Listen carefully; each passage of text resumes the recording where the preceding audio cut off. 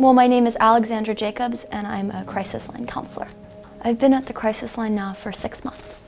So I started volunteering at the crisis center because, well, first of all, I think I felt within me this call to help people and to serve my community.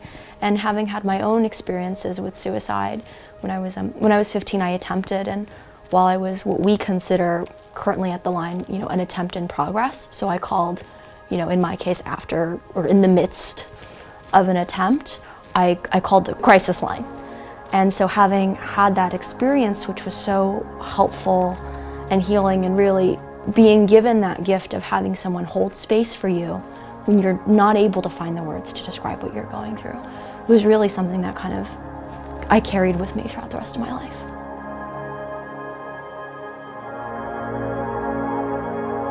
And I think it was in that moment I felt like I didn't have anyone else to turn to. So this, the opportunity to speak to a stranger, to speak to someone who didn't know me, who, wasn't going to judge me and, had no context for who I was. There was something really special about that, because I knew that in that moment I could just be myself and I didn't need to put on the facade that I felt like was also what drove me to that point, was this feeling that I wasn't able to be myself and to be authentic and to be in myself, but really to be able to have a resource where you can just exist.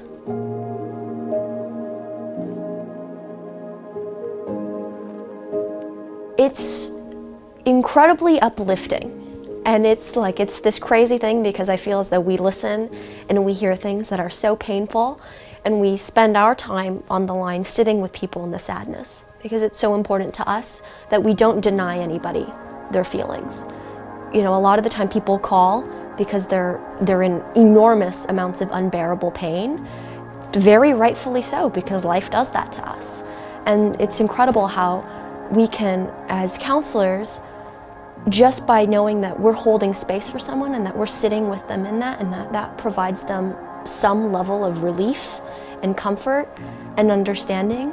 We as volunteers, we leave the line and we feel good, and filled with this feeling of gratitude, and also this kind of, it's like this warm fuzzy feeling inside that that you were able to support someone and provide comfort to that person.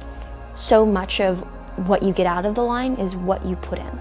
So if you are ready and you're in a state where you're ready to be open and honest and vulnerable, then call and say that. And it's okay to call and to say that you're scared and that you're nervous and that you've never called a line before and it's weird.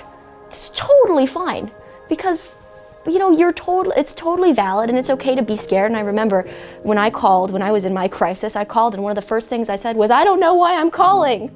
And I was crying, and it was like this big dramatic thing, and I had no idea. And what the counselor did for me was she just held space for me, and she made it okay for me to sit there and to cry and to take a moment to talk through what all of this emotion was behind the not knowing and this kind of frantic feeling, that it's okay to not totally be sure, but to know that you need something and to ask for that.